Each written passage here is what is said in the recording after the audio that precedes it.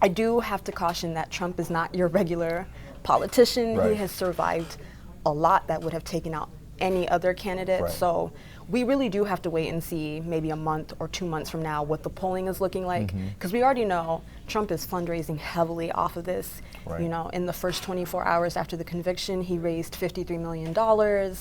You know, I think he raised $141 million in the month of May. That's a lot of money, and I assume it'll just continue to grow in June, July, August, September, October, November. Welcome to Reporter's Notebook, where we talk to the Washington Examiner's top journalists about the stories breaking on their beats.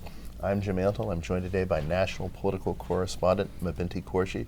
Mabinty, we seem to have a presidential campaign that is now down between a convicted felon and somebody who is viewed as mentally unfit for office due to their age concerns, or at least those are the narratives of the two campaigns. Walk us through a little bit about what this dynamic has been like this week. Yeah, so this week, the Wall Street Journal had a bombshell story where aides and Democrats and Republicans were saying that in private meetings, Biden has been slipping. He's not as mentally fit as he portrays himself in public. That led to outcry from Democrats who said they weren't quoted in the story and said that they had defended Biden in on-the-record conversations with the Wall Street Journal. To Republicans, this feels like vindication that what they've been saying for months, if not years, that Biden is unfit for another 4 years, is being proven true. And so some Republicans, such as Senator Joni Ernst, are predicting that Biden won't be the nominee by the time we get to the Democratic convention in August. So that has been sort of the big thing, is there are a lot of Democrats who are rushing to defend the president, his fitness for office, and saying that he's really ready to go, and that you actually see an even sharper version of him behind closed doors than you sometimes see in public. But that's not the message Republicans are sending. No, so here at the Washington Examiner, our politics team has been following this story for weeks, and when you ask Democrats, they basically say, no, he's sharp, he's mentally fit, he's aggressive. But Republicans are saying, such as former House Speaker Kevin McCarthy, they are saying that in private, Biden stumbles, he has to look at notes, he has to look at cards. And so Democrats are saying this is a way to distract from Trump being a convicted felon last week. And Republicans are saying, no, this is a very real issue for the American public. And I think that both of these issues explain why the American public is already tired of the 2024 election, and they've soured on both Trump and Biden.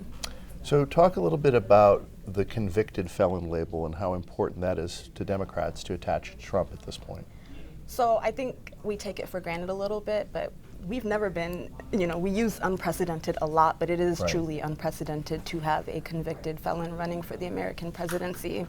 And so at first, when the news was announced, the Biden campaign, they tried to take a cautious approach. They kind of danced around it.